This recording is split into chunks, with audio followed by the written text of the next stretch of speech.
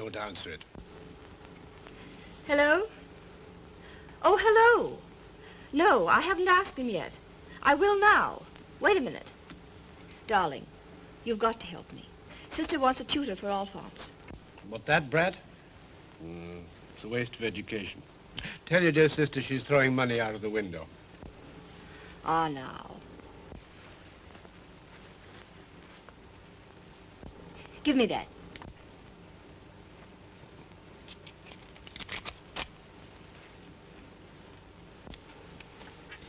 Hello? Oh, Philippe has a marvelous tutor. Professor Topaze. Passy 3654. Oh, I'll get him myself tomorrow. Yes. Well, that's all right. How are you? Kiss Alphonse for me. Good night.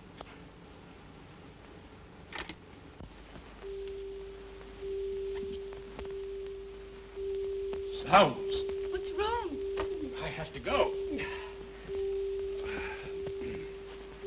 You don't love me anymore. Darling, I adore you. But you know as well as I do that I must get home to my wife.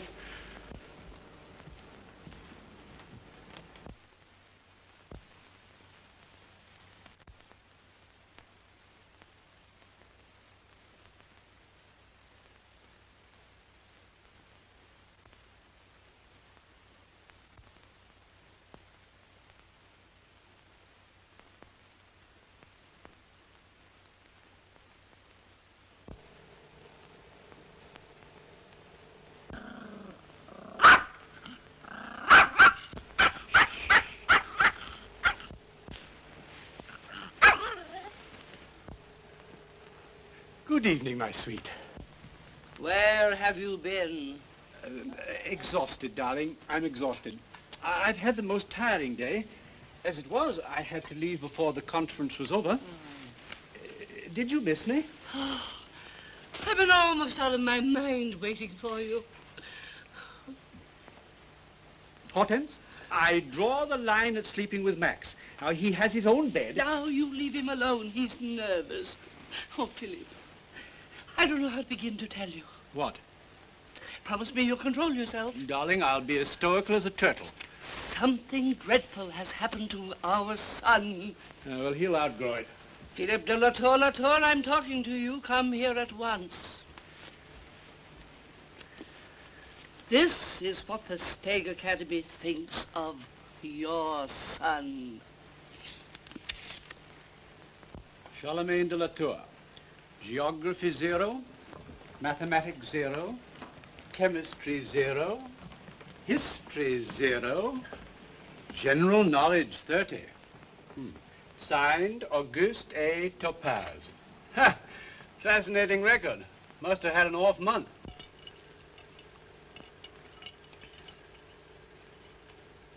It's a plot against our child.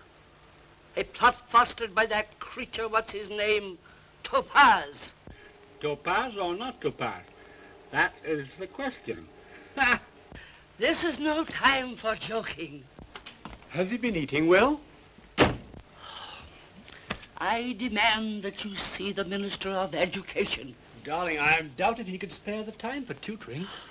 Oh, you'll drive me mad with your levity. Did I hear you call me, Mama? Yes, darling. How do you do, my fine scholar? I've just been looking over your astonishing record. Philippe, don't make the child cry. I won't cry, Mama. Oh, darling.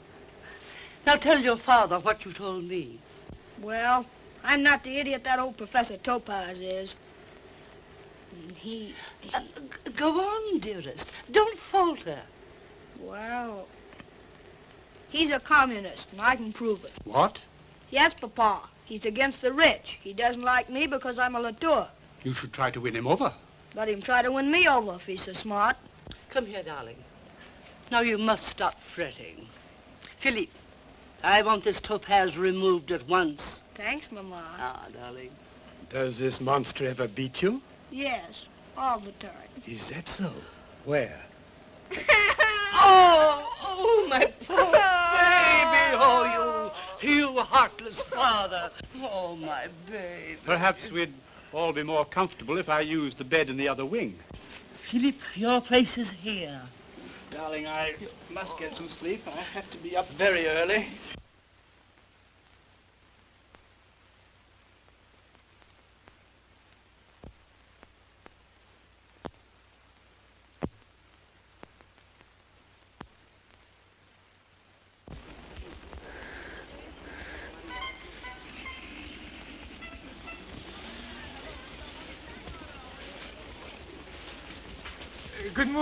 Good morning, Professor Topaze. That's a very fine odor you're giving the countryside, sir.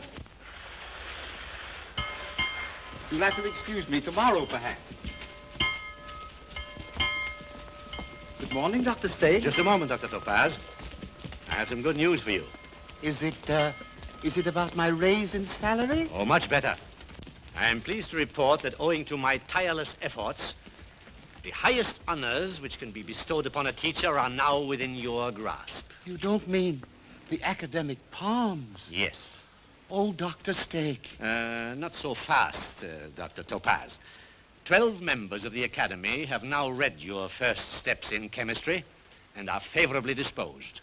There remain but 8 members, which is 3 members less than last year.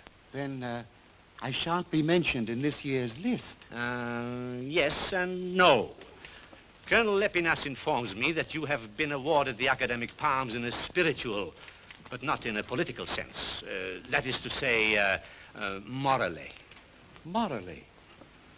Well, that's something, isn't it? That's very nice. It gives me great hope. Have you done the potassium lesson? I should say not. You better look at it. It's pretty hard. Here it is on page 86.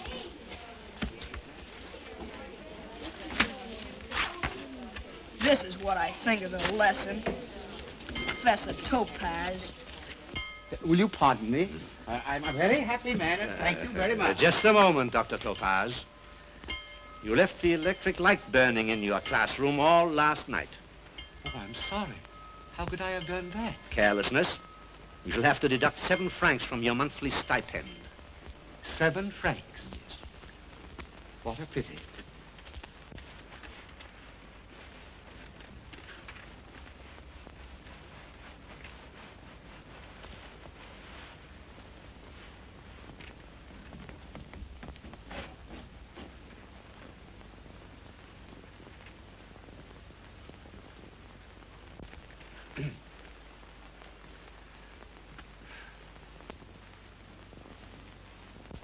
Monsieur Duval,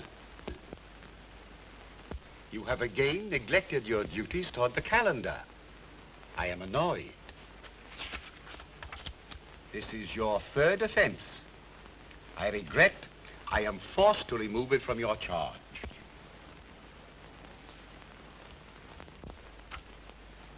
Monsieur Durand, in recognition of your good marks, the calendar is entrusted to your care.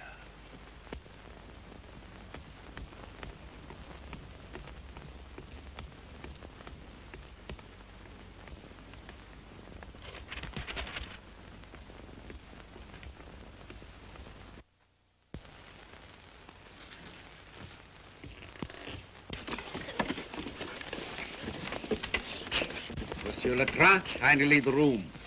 Morals and deportment.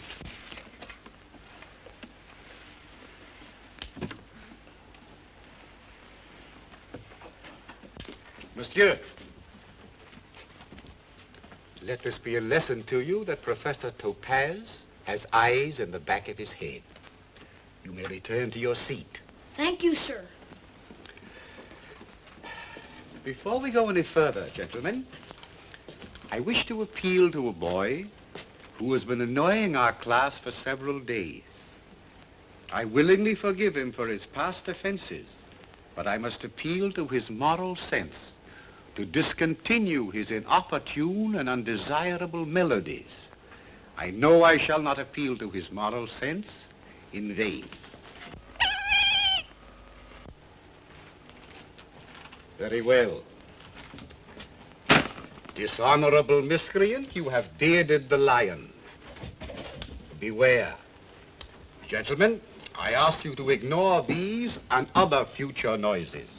Act as if they did not exist. Today, we are not going to concern ourselves with chemical equations, geographical questions, or matters of historical import. We are going to consider things of a deep and fundamental nature. I refer to the question of good and evil. We are going to dwell on the habits of civilized peoples.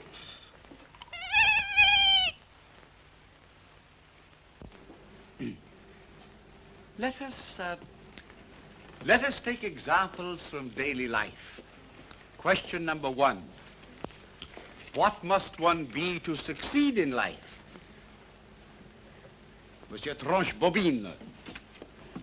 To succeed in life, one must be... Han. honest. Honest. Correct. Eminently correct.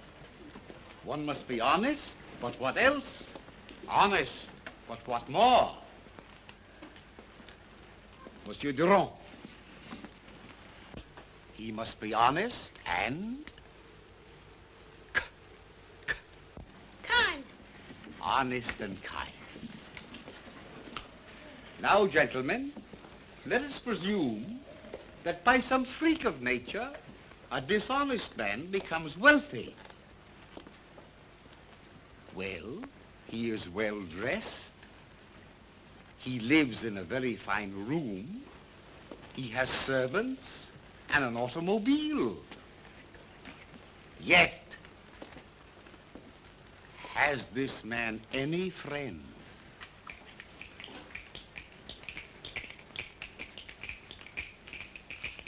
Monsieur Latour. Yes, lots. Ah, so, you think this man has friends? I know he has. And pray, why has he friends? To ride in his automobile. No, my dear Monsieur Latour. Those are not friends. Such people, if they existed, would be merely vile parasites. The man we are describing has no friends. The people who knew him before, learning that his fortune was not legitimate, would flee from him as from a plague. What does he do? He moves into another mansion. Possibly. But, may I ask, would he be any happier in his, shall we say, mansion? Yes, if it's a nice neighborhood. No, my dear sir.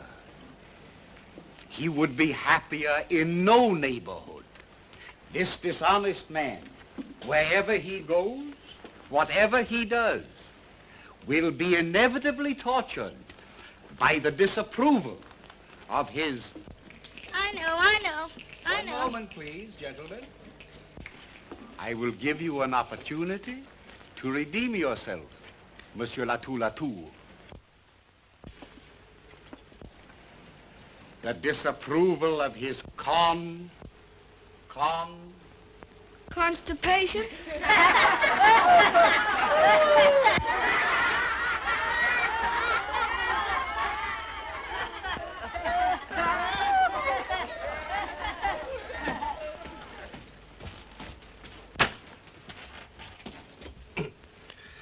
Monsieur Latour, I choose to think that idiotic reply was not a weak attempt at humor, but a definite lack of intelligence. 0.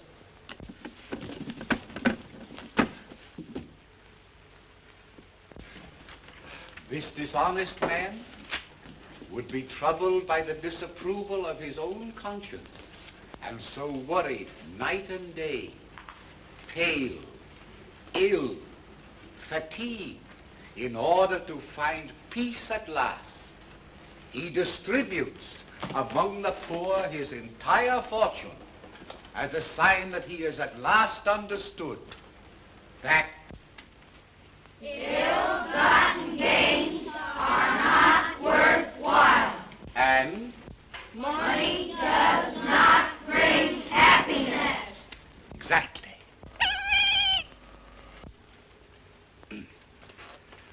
Now let us turn to a brighter picture. What is the fate of the honest man? Monsieur Tellino.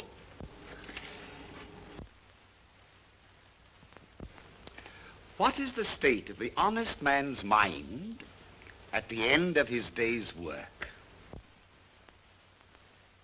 He's exhausted.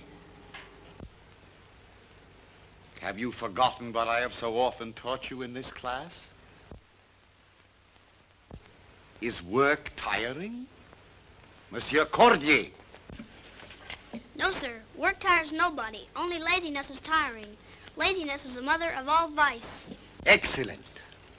Monsieur Cordier, you will have 100.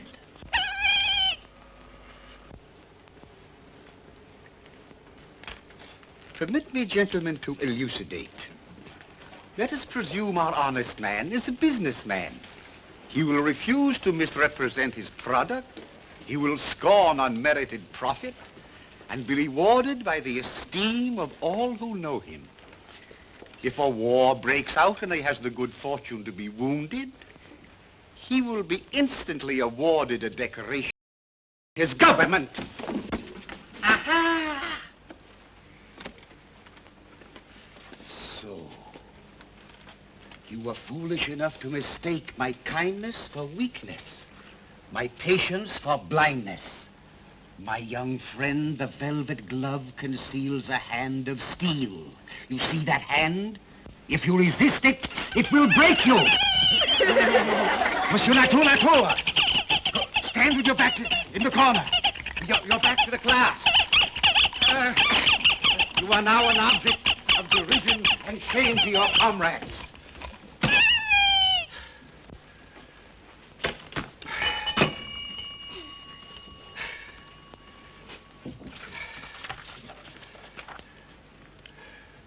Gentlemen, do not be unduly depressed by this painful incident. I shall go on with the class as if nothing had happened.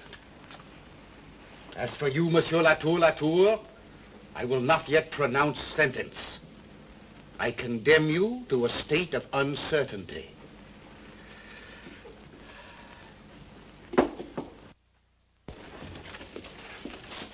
Dr. Topaze. What is it? Bring your report cards to Dr. Stegg's office at once. Does Dr. Stegg know I'm in the middle of my class? At once?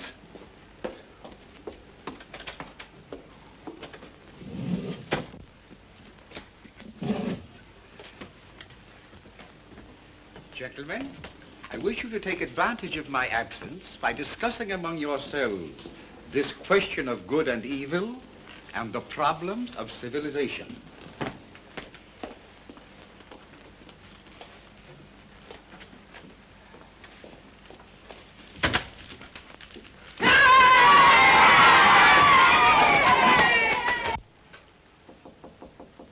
Come in.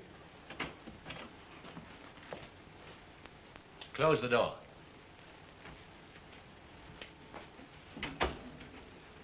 You have the records? Yes, sir, I brought them as you asked. I was in the middle of my class. Silence.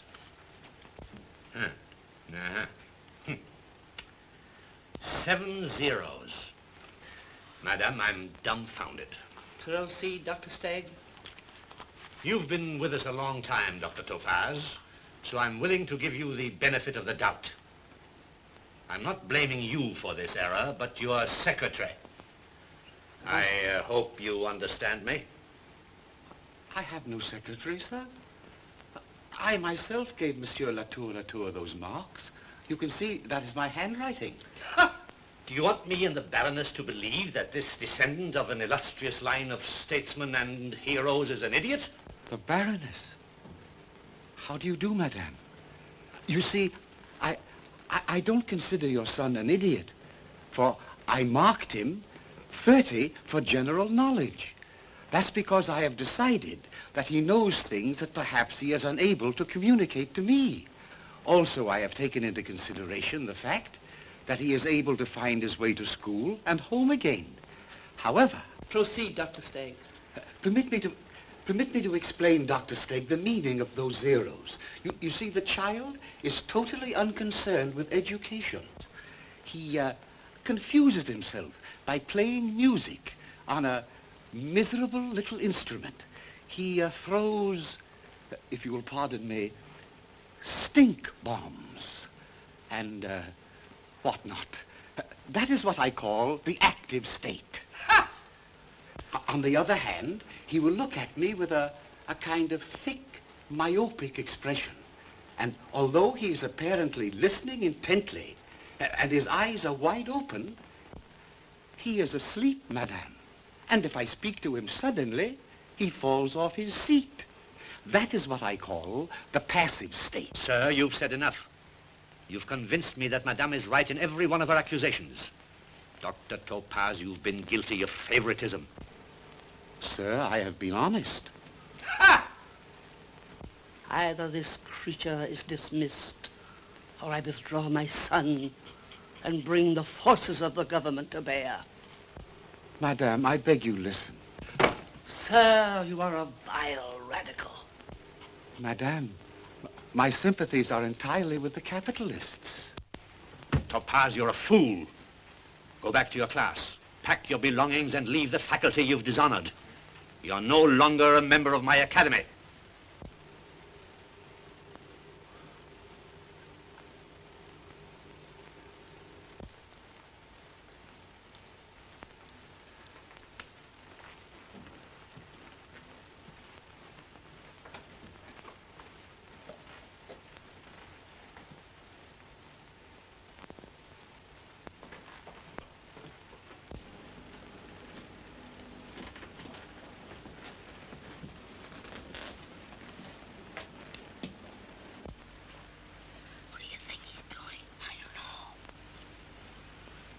Gentlemen, I wish to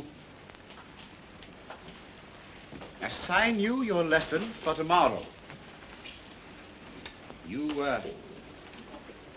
will come prepared to go further and more exhaustively into the subject of good and evil, basing your course of inquiry on these noble philosophies. Class is adjourned for a brief recess.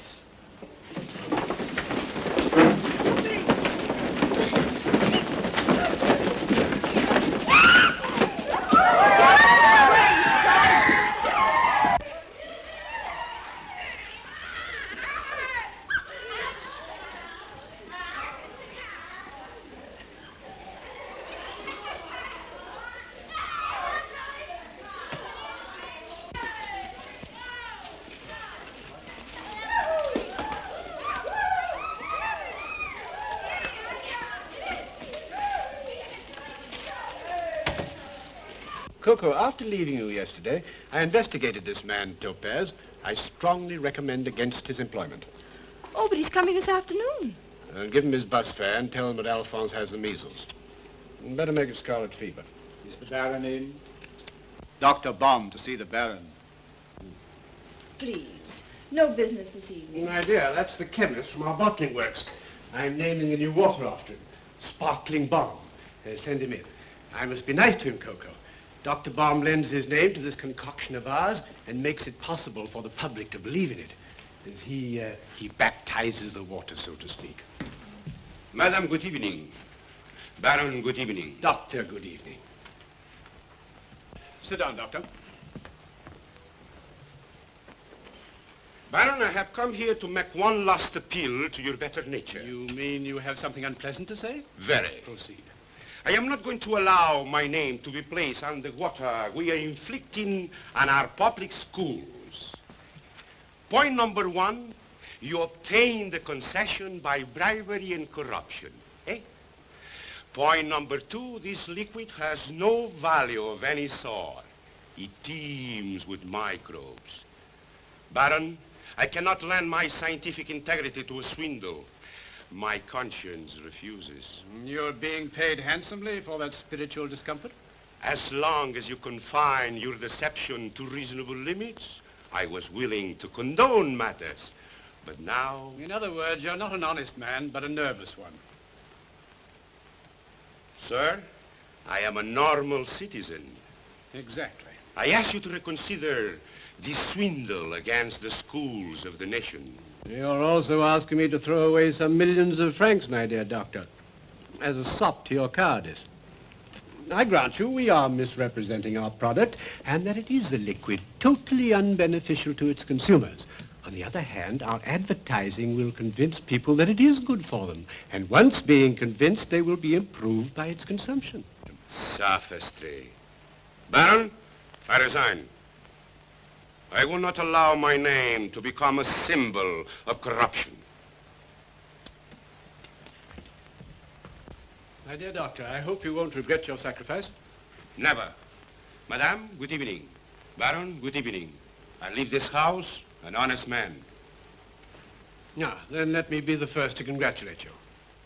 I don't think you handled that so well. I could have induced him to stay in a minute by offering to double his 30 pieces of silver. Why didn't you? You can't sell the water without some sort of scientist endorsing it, can you? I dislike and distrust men who are always offering to resell their honor. Baum's a fool. You always said that was the sort of man you wanted. No, I was wrong. What I want is an idiot.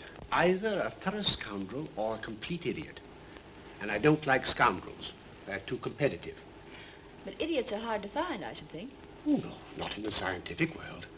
So let us pray, darling, that Providence sends us an idiot. Mademoiselle Darfeuille, whom shall I announce? Professor Topaze.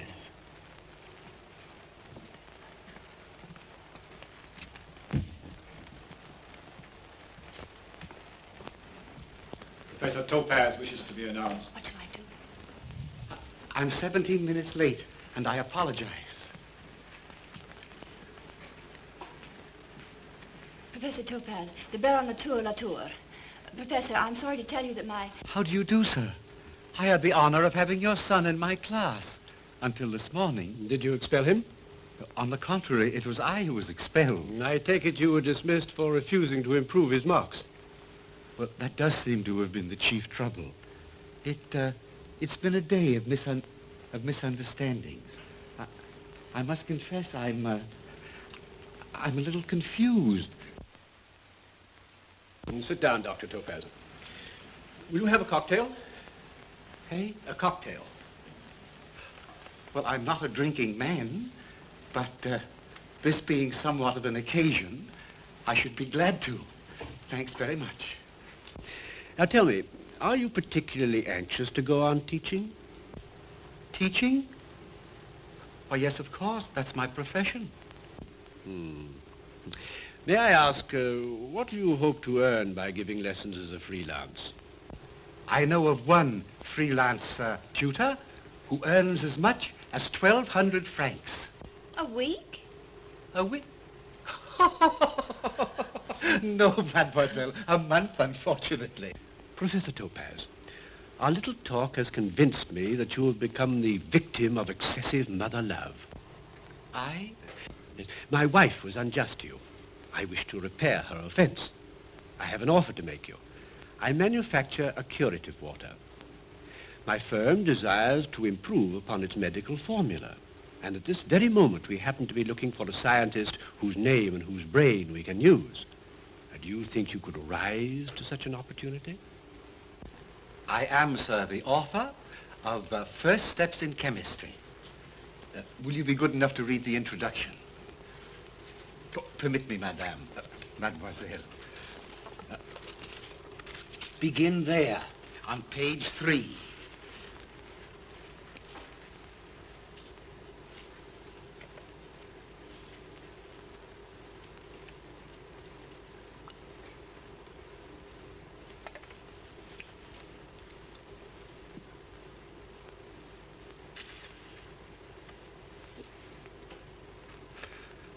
Biscuit, sir?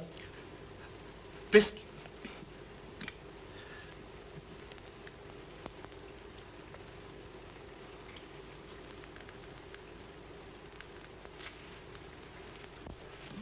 This is splendid.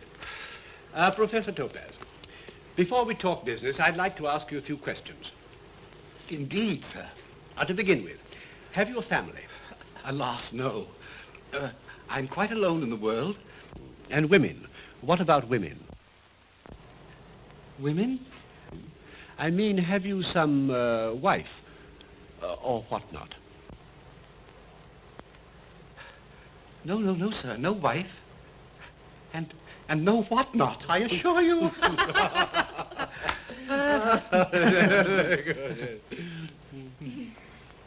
Well, then with whom do you usually associate? Well, I sometimes see an old army friend. He's become a waiter in a cafe now, poor chap. Professor, Providence sent you here.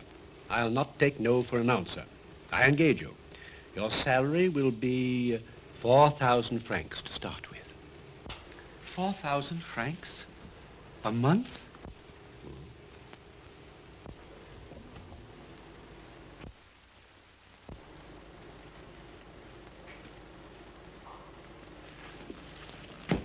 Monsieur le Baron de Latour, I see through your little plan. Sir? You can't take me in this fashion. I may be a simple man, but I am not blind. I refuse your offer. May I ask why? Because it is not in my nature, sir, to accept charity. My dear Professor, charity is the furthest thing from my mind. You see, not only will I derive a handsome profit from the medical formula you invent and endorse, but I shall also be using your name as a slogan. The beverage shall be known as Sparkling Topaze. Ah, splendid. Now, no more nonsense, Professor. You're my consulting chemist and head of the Latour Chemical Works.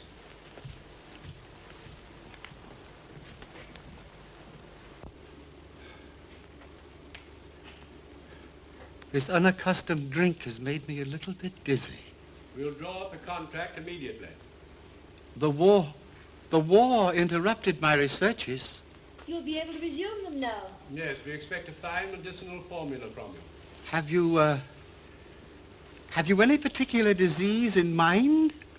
No, just a general laxative, tonic, and health builder for the school children of the Republic. Oh, that is something worthwhile. A few hours ago, I was a complete failure. And now I'm... Consulting chemist at 4,000 francs a month and creator of Sparkling Topaze. Sparkling Topaze.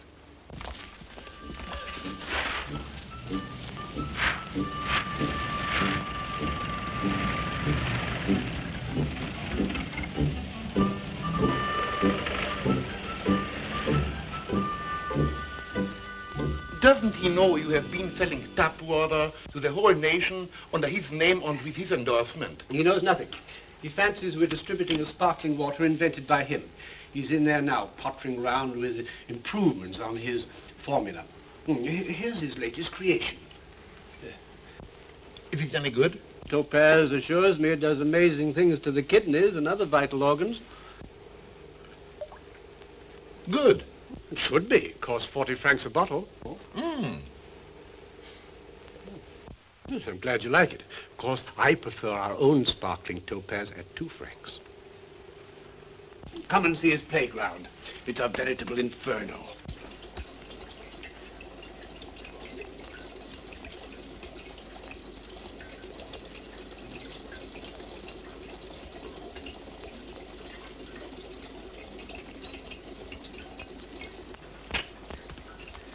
Professor Topaze, this is my friend, Henri de Fairview. He's a very prominent politician. Oh, how do you do, sir? Ah, Professor. I never met any politicians, but I've always admired them from afar. You've seen them at their best. Why don't you two go outside where you belong? We were quite happy without you. Permit me, sir, to show you a drop of the water formerly manufactured for the Baron.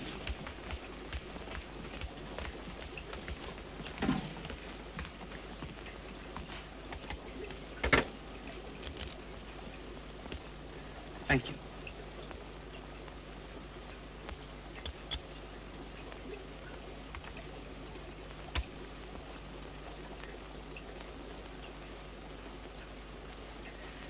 Will you look through there, sir?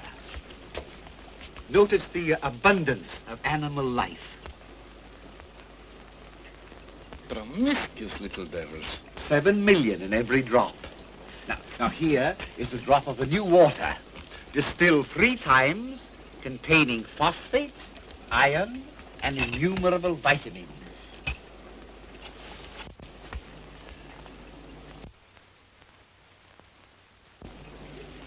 Like a diamond. Thank you, sir. I will now give you an even more fascinating proof. I have here some pieces of prepared paper. Now, watch me, gentlemen. I will dip one in ordinary water.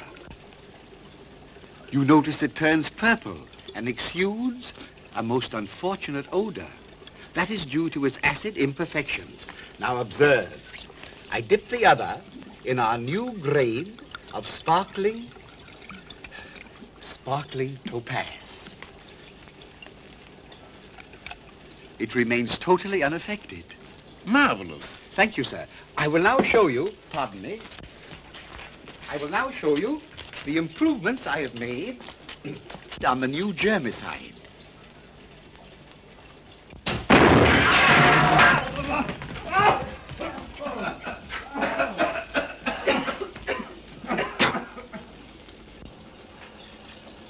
What a pity that was unexpected. Are you hurt? That was my fault. I left some acid in the jar.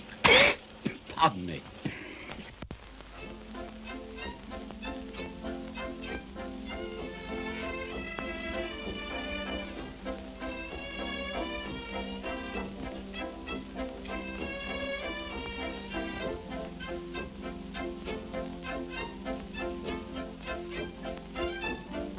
Your coat, sir?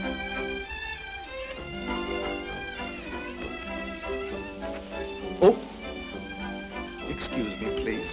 Your hat.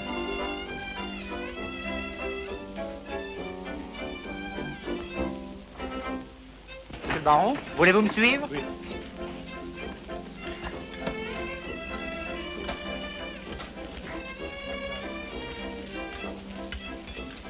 Sit down here, Professor.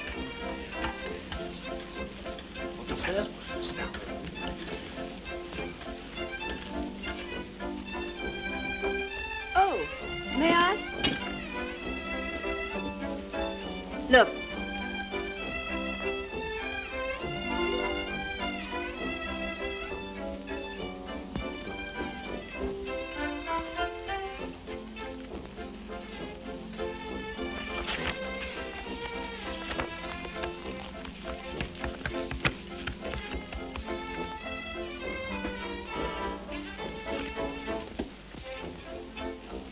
Philippe, tell him about the palms. The palms? But Coco, I was hoping to keep it a surprise. Miss Topaze, next week you will be awarded the academic palms. Oh, it's impossible. No, nothing's impossible. A genius. The palms will be in your lapel by Friday. Next Friday. Next Friday. Oh, there's Philippe. Where, my dear? Do you know that woman? Who, I? No.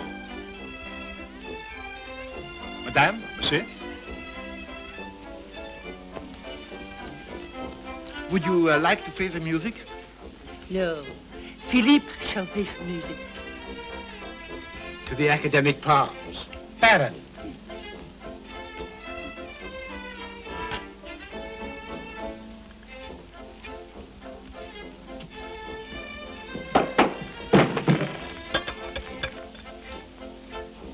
Well, Philippe, you seem somewhat surprised. At what? I'm delighted. This is an unexpected pleasure. Permit me. My wife, Dr. Topaze and Madame Topaze. Madame Topaze, delightful. Who did you say? My wife, Professor. How do you do? Topaze. The name sounds familiar. Haven't I seen you somewhere before? Dr. Topaze is head of my laboratory. You saw his picture in the paper this morning, my dear. course, of course. Pardon the intrusion. Delighted to have met you, Professor. And you too, Madame Topaze. You have a very talented husband. Dinner at 8, Philippe. At 8, my love.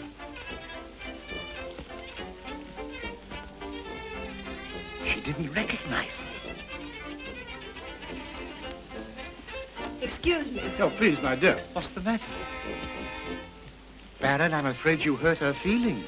You shouldn't have called her Madame Topaze, even in jest. Goodbye, my dear Professor. Just go with her. We must lunch together again soon. Well, Maxie, darling. Mademoiselle, I'm so sorry you must overlook it. I can't. Nobody looking at you would think for a moment you were Madame Topaze. It's ridiculous.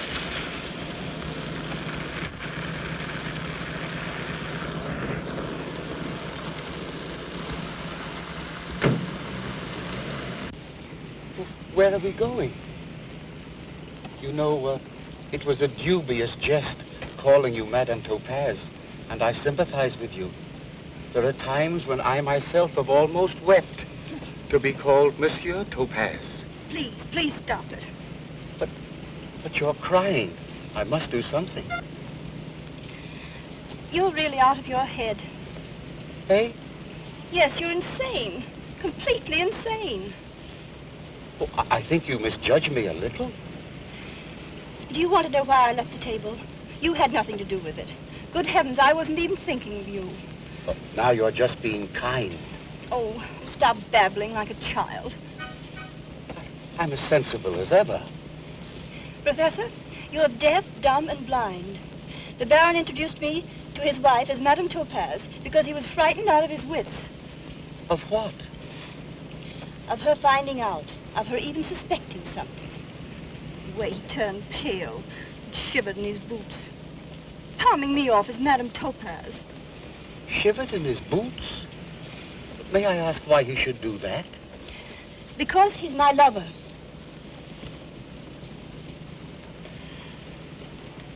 Oh, you're jesting. About what, for heaven's sakes? About your relations with the Baron. Do you mean to tell me you haven't known? What's the matter? Nothing. You must forgive me. It's not your fault that I had some curious misconception of you. Oh, I wish I could do something about it. Oh, look!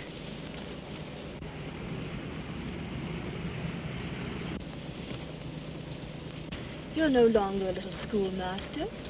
You're a great man now. I don't feel like a great man.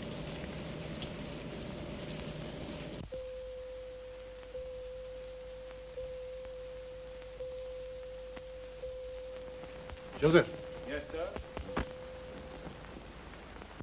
did you telephone the hairdressers? Yes, sir. Well? Madame has not been there. I'll have a whiskey and soda.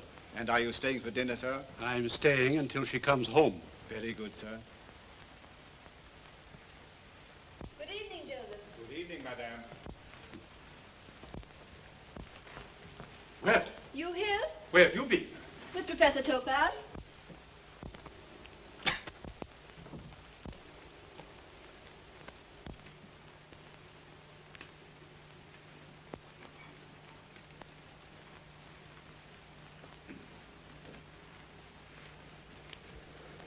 Just a moment, Topaze.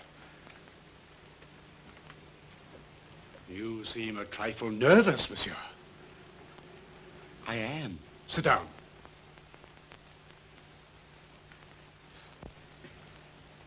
What's the matter? Why are you looking at me like that? What have you been doing? Nothing. Topaze, until this moment, you seemed an honorable man. What's changed you? I will be frank. I thought so. And you could do a thing to me like this after what I've done for you. I've done nothing. Now you wish to deny it. Out with it, Topaze. Where have you been with Coco? to the cinema. What? Yes. Very pretty. May I ask what picture you saw? Why, yes. It was entitled Women of Passion. You know, I never imagined that people comported themselves in that manner. Although innocent of any wrongdoing, she was driven into the street where the Argentine was waiting. Now, quite unaware that he'd made this bet, she foolishly accompanied him. Forgive me, Professor. You belong in a fable. Huh? Monsieur de Fairville and Dr. Baum, sir. Philippe, you must do something or we are ruined. Ruined? I doubt it. Take your hat off, Henri. It'll quiet you. And sit down. Dr. Baum, be seated.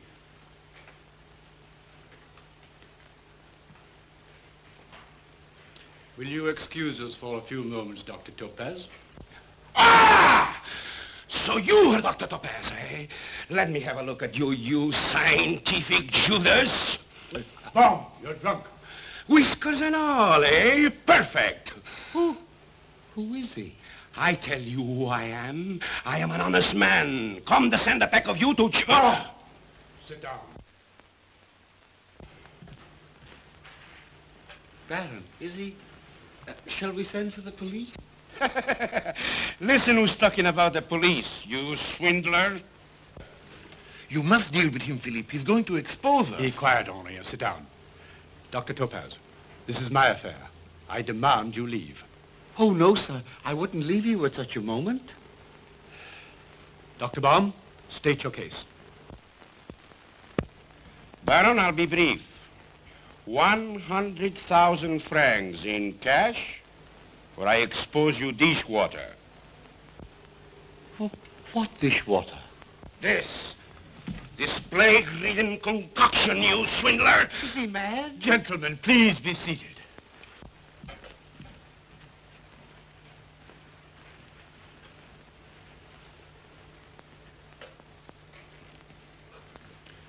May I trouble you, Henri? File 3, draw 12. Your visit, Dr. Baum, is not entirely unexpected. So you'd like 100,000 francs for your goodwill? Yes. And here, my foolish fellow, are what in melodrama are known as the papers. I am in no mood for jokes. Allow me. It is my turn to be objectionable. In 1924, a certain Emile Winkleman was employed as superintendent of the charity hospital at Marseille.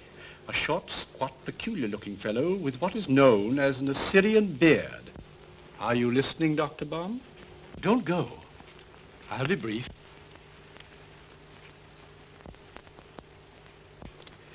We skip to page 8, and we find December the 4th, 1925, this same Emile Winkleman, beard and all, vanishes from the charity hospital, and with him a magnificent sum of money belonging to the state. There's a great hue and cry, but Emile is never seen or heard of again. However, on September the 22nd, 1927, there arrives in Paris a short, squat, but smooth-shaven fellow with a pigmentary mole on his right cheek, who soon finds employment as a chemist, and under the name of... So you intend to blackmail me, huh? With the greatest of reluctance and only in self-defense. Baron, you're the most impudent scoundrel that I ever known. Dr. Baum, I'm impervious to flattery. As for you, you sentimental swindler, enjoy your ill-gotten gains while on your sin. But the world knows what you are, a fake, a thief. Topaze is a thief. Put that in your sign. Topaze is a thief. Topaze is a thief.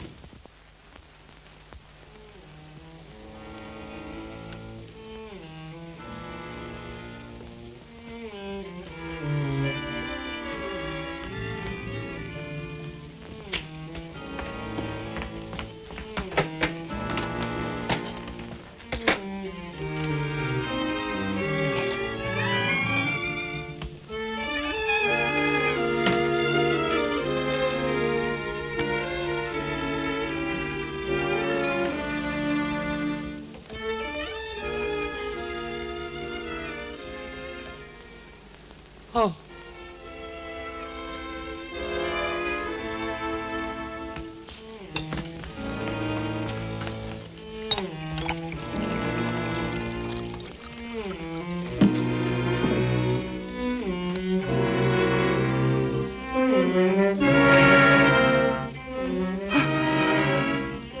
Impossible.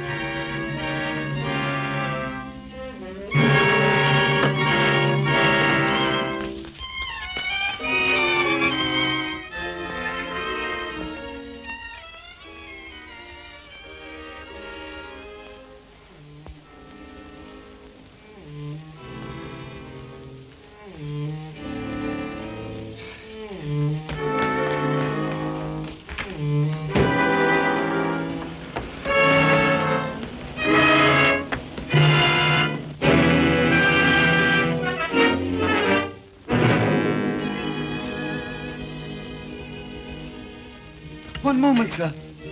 Pardon me. Dis donc, nom de Dieu, qu'elle m'a foutu là, je vais me taper la police là, hein? Oh, sale!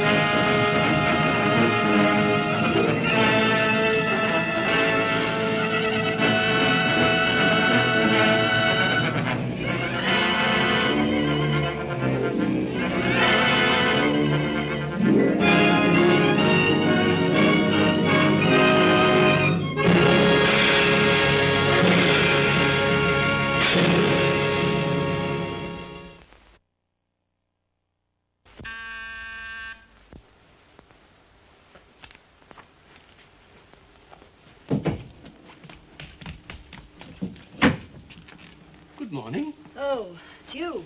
Yes, it's always me. It's a gorgeous day. Sun is shining, birds are twittering, almost like a day in May. Where is he? Did you find out anything? Nothing until you come back. Did you sleep well? Philippe, something has happened to him. My dear, you're carrying on like an ingenue. I assure you nothing's happened to him. There's a special providence that looks after simpletons. Oh, you make me sick. Darling, I'm sorry. Philippe. Philippe, we must find Topaze. I kept thinking all night of that look in his eyes when he left. Now, what sort of nonsense is this? Why, I swear you're crying. I never heard of such a thing. Why, darling. No, don't touch me. I can't. Not with him lying dead somewhere, surrounded by cats. Cats? Good morning, sir.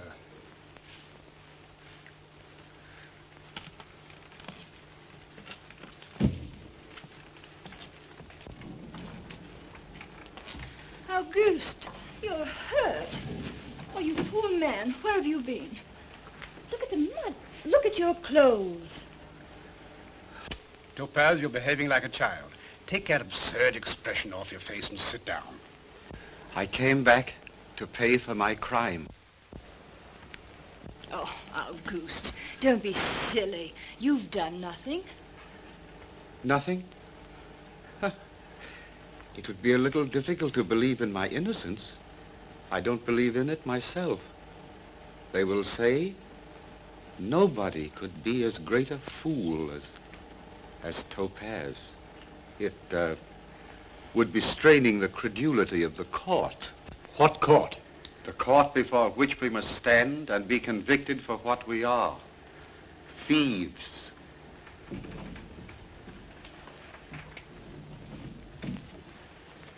Some people to see Dr. Topaze. Who? Quite a delegation, sir. Some are in uniform.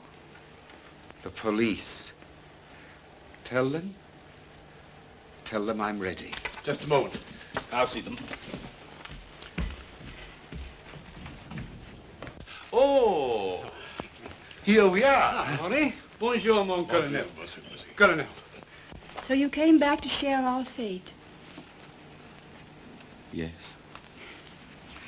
You silly creature. You're so foolish you make me ashamed. Well, my fine criminal, are you ready for the police? I am. Gentlemen.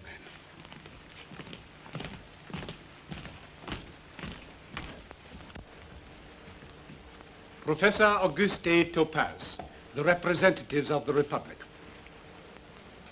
Professor Topaze, I've been delegated to confer on you, all too tardily, that honor which you have merited by your work in the field of science, the academic palms. The palms. Oh, just a moment, gentlemen. Gentlemen, Dr. Topaze is a man of deeds, not words. He's overcome. Out of respect for his feelings, gentlemen, will you make the ceremony as brief as possible? What's the matter with him? He's drunk. Hurry up. Professor Auguste A. Topaze, teacher, scholar, scientist, and author, for your diligence, for your learning, for your humanitarian labor, as head of the Latour Chemical Works, I, Henri de Ferville, in the name of the Republic, confer on you the insignia of the academic palms.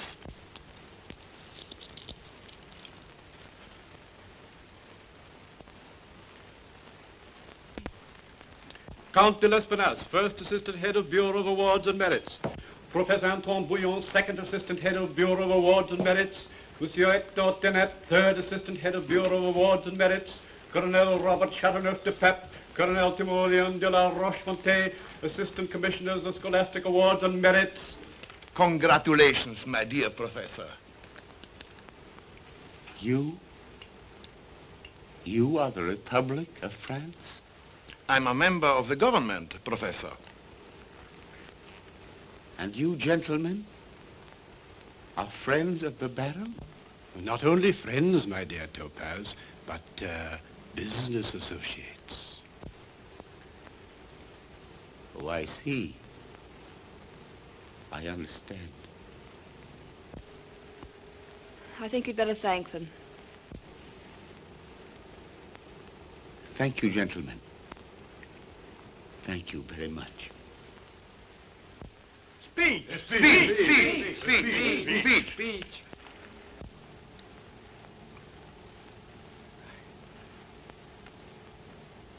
I can merely say I have dreamed for many years of this honor. I always thought it would be the happiest moment of my life when it came, if it ever did come. In fact, I wrote out a speech long ago. It's in my laboratory now, expressing my true feelings. But it wouldn't fit. It would sound too humorous. I am afraid I have outgrown that oration in the last few moments. So you will forgive me for not speaking it. I would rather say merely, thank you, gentlemen. It is more than I deserve. Bravo, bravo, bravo, bravo, bravo. Come, gentlemen, we'll adjourn to the library.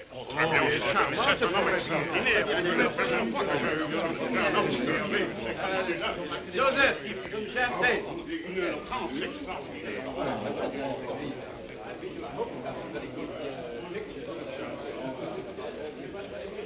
Auguste. You were a great man without them. No. Now I'm what they call a great man. I am not Topaze. Topaze lies dead in an alley. Look. Can't you see how different I am I'm a distinguished scientist. I am a man of honor. I have been decorated by the Republic. I wear the palms.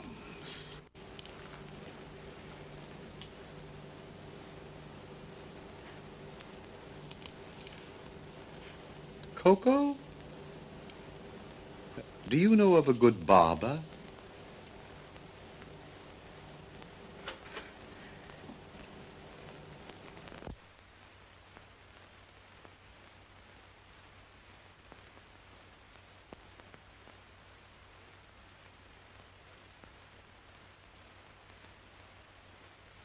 Very becoming, Auguste. Do you like it? Ravishing. Perfect.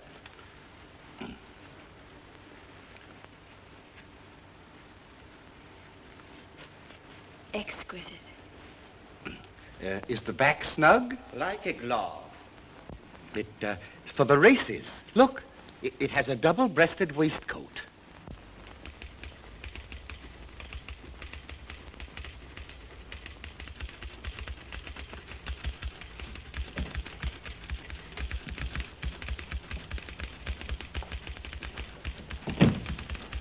I trust you're comfortable, sir? Oh, you do, eh? Dr. Topaze sends word. He will contact you in 5 minutes. Well, I'm on it.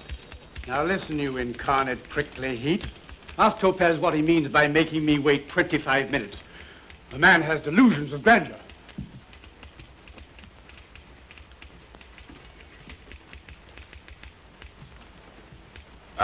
Dr. Stagg? Yes. It is now a matter of 20 minutes to a half an hour. Tell him we are quite comfortable. Thank you. Gentlemen, patience. Oh, dear. I've been waiting here 35 minutes. I've been here over an hour. What a busy man. Oh, no, I just pretend I'm busy. I flutter in and out constantly and keep barking. You know, if one has time to listen to people, they have no respect for one. One must be elusive. I've kept Dr. Stagg waiting 20 minutes already. In another half hour, he'll be in complete awe of me. Dr. Stagg, isn't that the wretch Who threw me out of his school? It is. Now he wants me to honor him by attending his graduation exercises this afternoon and distributing the prizes among his pupils. Fancy.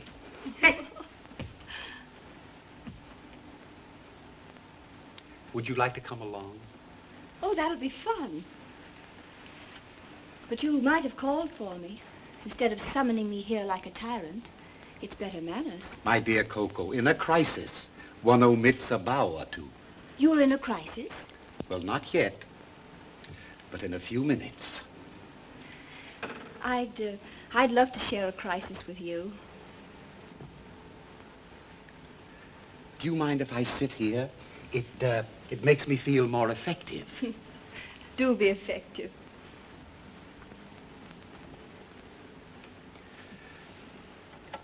Send the Baron de Latour in, please. Auguste, what are you up to? The most frightful villainy.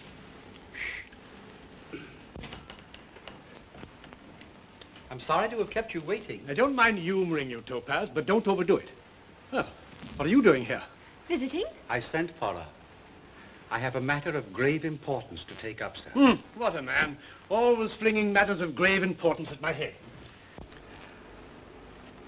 Coco, do you mind sitting over there so I can't see you? Certainly not. Is this the crisis? It begins now. Oh, what sort of charades are these? I am just trying to think how to begin the matter. A disciple of mine should always come to the point, immediately. Thank you, sir. I am receiving 8,000 francs a month as chief of the Latour Chemical Works. We both know they are non-existent. Proceed. Really, if I took my job seriously, I should have nothing to do at all. So I have decided I should be more honestly employed as... Cigarette? No, thanks. As a partner. What? What are you raving about? I am asking you, sir, for a third interest in this thriving concern. Topaze, you delight me. Such effrontery is refreshing. I am very much afraid, sir, that you underestimate me. I repeat my request, ominously. Ominously?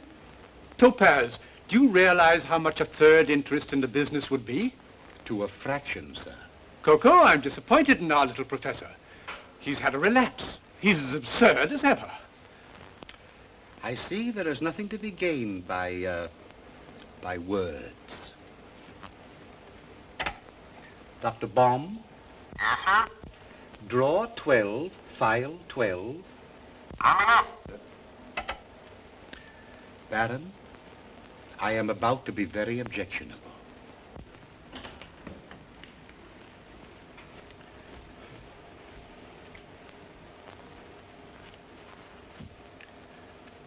Here, as they say in melodrama, are the papers. You will find written out here a complete report of your relations with Coco. Dates, sayings, and doings. Oh. Your stock in this firm is in your wife's name. And your wife, if I may say so, is a very formidable woman. When she reads this fascinating data, her subsequent antics are easy to imagine. You're the most impudent scoundrel I've ever known. Sir, I am impervious to flattery.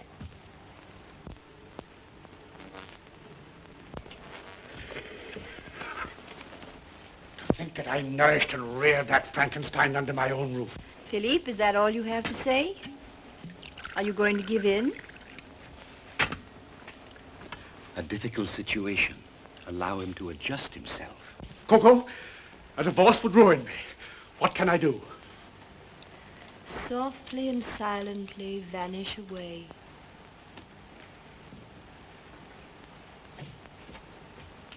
I have taken the liberty of drawing up a partnership contract. Blackmailer. A pen, sir.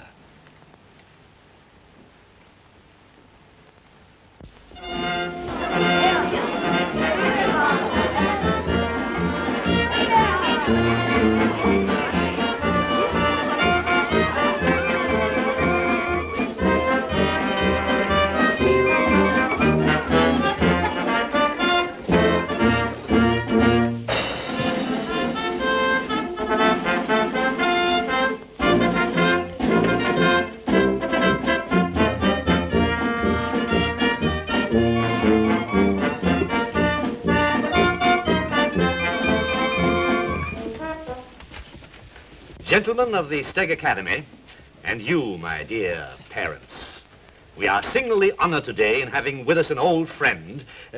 I'm sure we can all call you friend. An old friend whom I've induced to return to the scene of his first success. Silence, if you please. Gentlemen, nobody realizes more than I that this is the great day of your lives. I wish to announce that in addition to the prizes which are to be awarded to the individual students for their diligence and brilliance in individual subjects, the Academy this year has selected for its banner pupil, its model of intellectual youth, none other than Monsieur Charlemagne de Latour.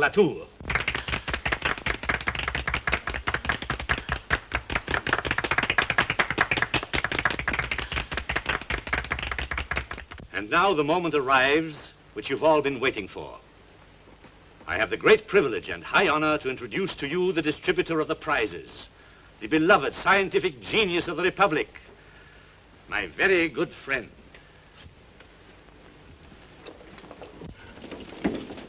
We welcome you back, Dr. Topaze.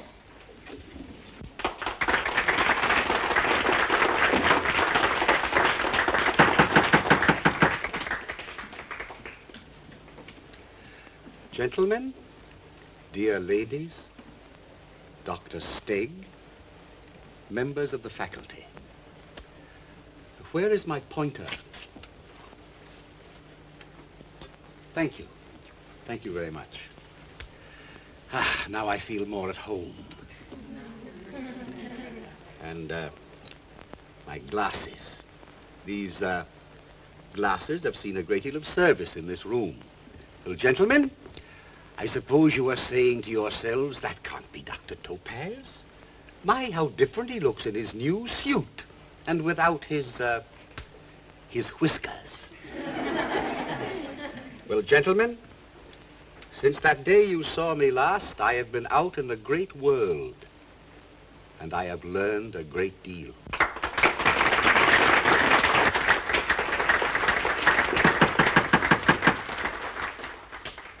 You have noted, gentlemen, that I have changed. But it pleases me to see that here nothing has altered. The mottos, they are all the same. Like yourselves, I studied them a long time, and I learned to know them well. But my dear children, I have something rather sad to tell you. It will surprise you to know that, unlike the lessons you have learned here, in the outside world, honesty is not always rewarded. Very true, sirs, very true. I can even say, Dr. Stig, that villainy often receives more applause than virtue. Gentlemen, the world that lies outside that door is a most upside-down place. You will be shocked someday when, full of maxims, mottos, and education, you behold injustice triumphant and wrongdoing receiving the rewards which should be given only to the virtuous. Doctor, please, you forget yourself. Dr. Stig thinks I am forgetting myself. Alas, I remember myself too well. Gentlemen, regardless of what the world outside is like, within these walls, which are still dear to me, injustice shall not triumph, nor wrongdoers be rewarded. I have been instructed to deliver the highest school honors for diligence, deportment, and talent to one Charlemagne de la Tour. Monsieur de la Tour, kindly step forward.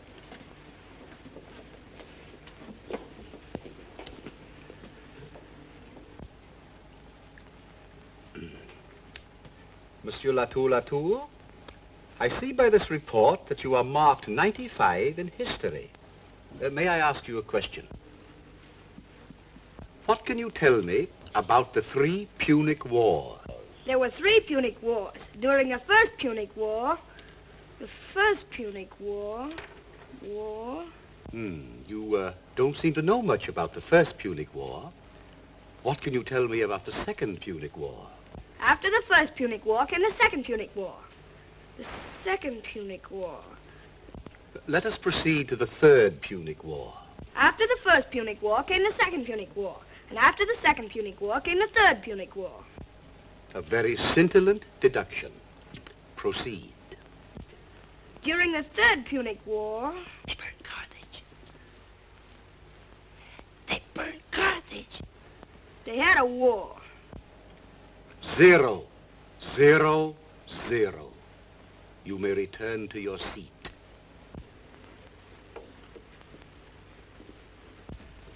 Can anyone answer the extremely complex question I have just asked concerning the 3 Punic Wars? Are you sure you all know? First Punic War, 264 BC. Second Punic War, 218 BC. Third Punic War, 149 BC. Second Punic War,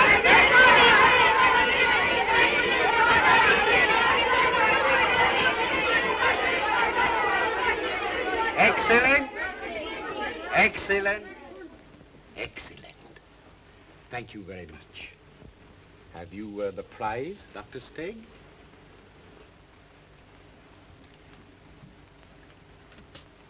I award the symbol of learning to all of you. I give it you with the request that when you have entered the world and witnessed there the strange evidences of amazing injustice, you will remember that once at least through the unworthy hand of Professor Topaze, virtue triumphed and honesty was rewarded, as read the mottos on these old walls.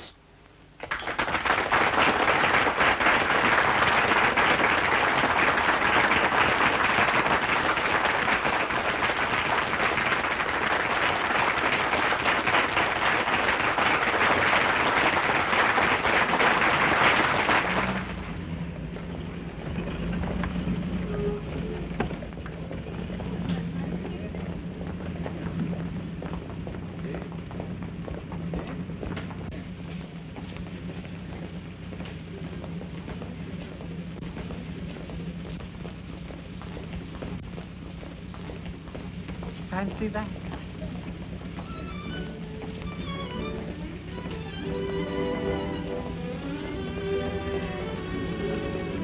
Back at 11.